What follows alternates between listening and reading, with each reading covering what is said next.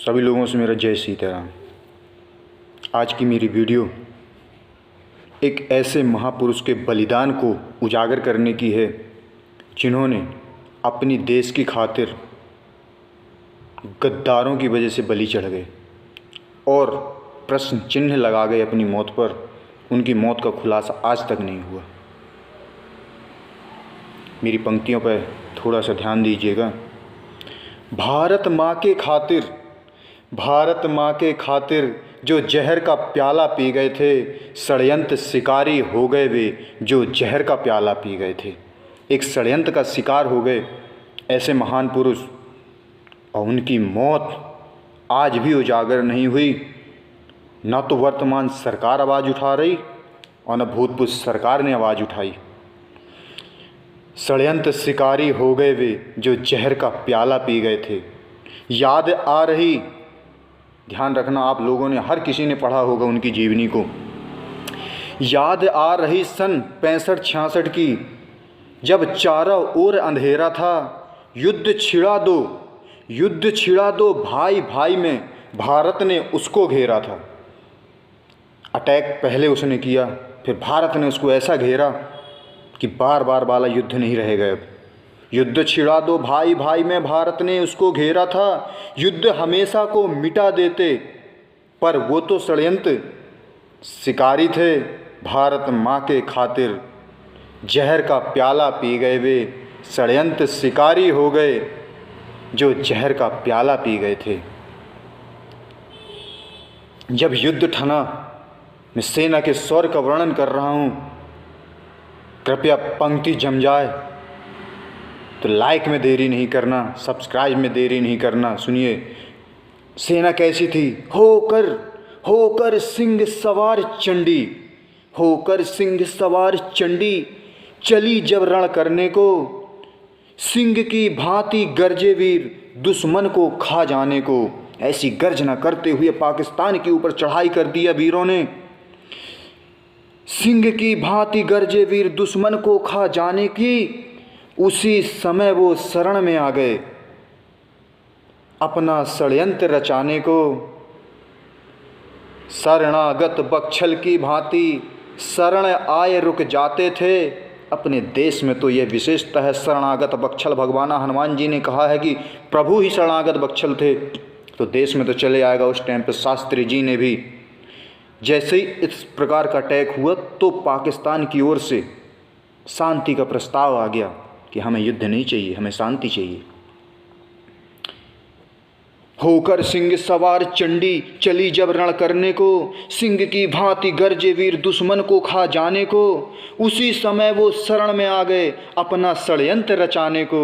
शरणागत बकछल की भांति शरण आए रुक जाते थे।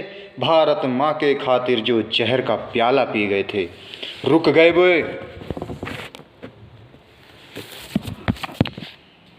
और युद्ध के विषय में सोचने लगे। लेकिन सेना कहाँ तक पहुँच गई थी? शास्त्री जी ने सेना पर कभी भी विचार नहीं किया सेना कहाँ तक पहुँच गई। खुली छूट दे रखी थी। पहली बार ऐसे प्रधानमंत्री हुए थे जो कि इतनी छूट दी थी सेना को कि करो।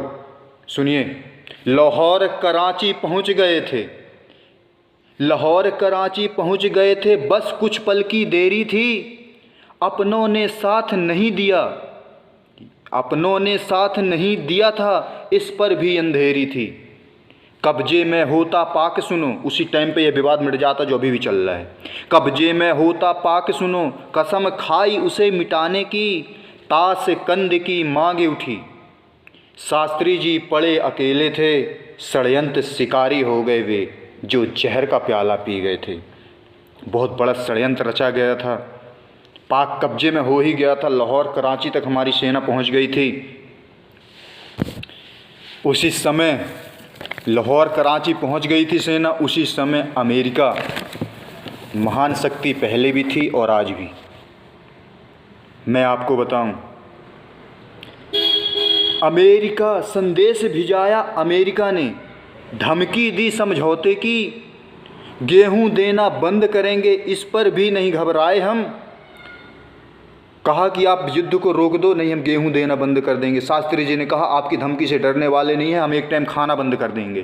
पूरे भारतवर्ष में एक टाइम खाया जाता रहा, उस टाइम की जनता ने आवाज़ नहीं उठाई कि नहीं हम भूखे नहीं रह सकते, गेहूं देना बंद करेंगे। इस पर भी नहीं घबराए वे, वर्तमान पार्टी भी खड़ी विरोध में।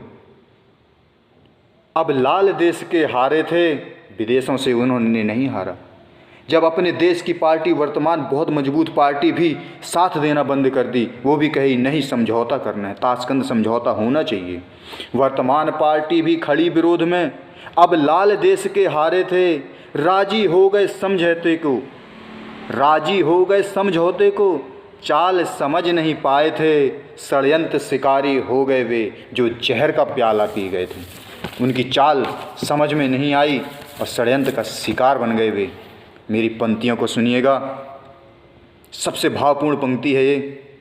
ताशकंद हस्ताक्षर करने पहुँचे साथ रसोइये थे, पाकिस्तान से बुलावा आ गया, ये पाकिस्तान गए और इनके साथ में रसोइया भी साथ में गया जो कि इनको खाना बना करके देता था। ताशकंद हस्ताक्षर करने पहुँचे साथ रसोइये थे, अगवा हो गए साथी सुनो, सीने में पत्थर रख कर के सुबह भोजन करते, शाम दूध पी सो जाते थे। एक टाइम भोजन करते थे शास्त्री जी। देश की अर्थव्यवस्था बहुत कमज़ोर थी तो सोचा एक टाइम ही खाकर हम गुजारा कर लेंगे। गौओं का देश था, उस टाइम पे दूध की भी बहुत, हर घर में गाय होती थी, दूध पी के गुजारा कर लेते थे।